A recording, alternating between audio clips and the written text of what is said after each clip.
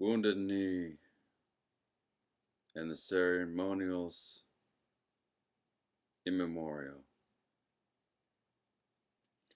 There is a memorial now, atop the ground, given a name by blood-spilled spirits' passage in their deaths, and the pain thereof. It is called Wounded Knee. If you were to visit, you would see the flags, ribbons, and the names carved on plaques of granite and natural stone, waving like the wings of dead birds on a roadside, gathering spirit speed in a black-faced wind. It is a place of restless earth, and all who have come here to rest have seen war and death. And this ground has been spoken of with these faces of memory twice. Once, when the people came walking in leathers and sage wreaths. Once, with feathers and blue jean jackets, bearing their insignias of nativeness. 1890 and 1973. I am here now to gift you with the dead tongues of our voiceless reason, our red earth reasons of being, and why a massacre happened and a battle born of sheer desperation. You others, long have I lived among you. Long have I noticed your ways. You keep your eyes closed, your ears remain shut, and your mouths always seem on automatic. Too much noise. Shut up.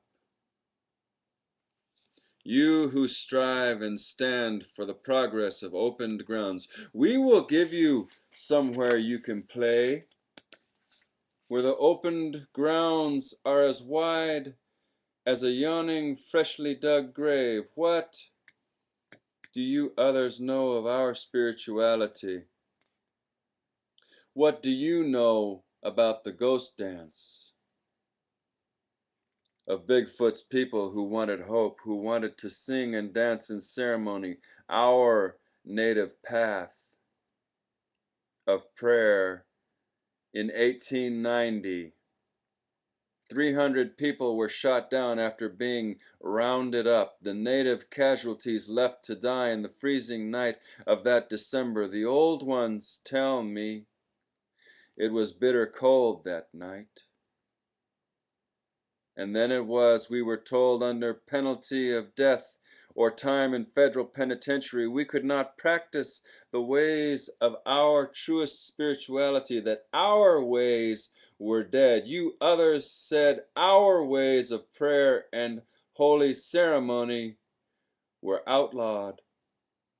So it was, and so you others have felt it always should be. But then came the time of stepping away from your words, seen in truth to be lies.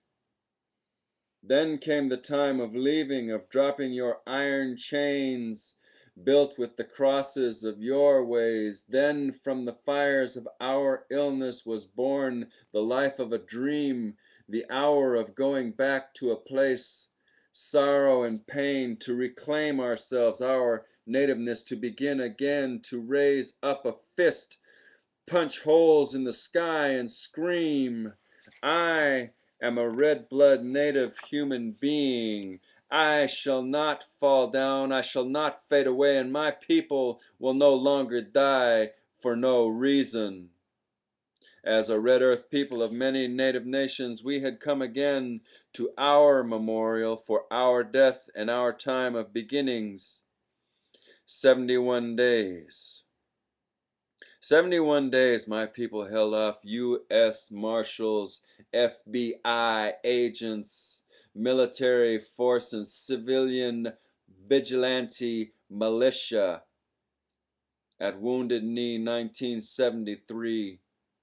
In that year, at that place, we began to dance and sing and perform ceremony with strength, without fear, to live. There has been no happy ending yet, but it has been a good beginning. And in 1978, because of Wounded Knee, the second time your Freedom of Religion Act was finally applied to we who have always been here, we who are the red blood native human beings. Who are you others to tell us how we can or cannot pray? Who are you? But we can tell you this, as a whisper, as a footstep with a note of words, a message, though you outlawed our ways, we never once stopped. Never once gave away what was ours through selfless sacrifice and dreams, our songs and prayers and ceremony.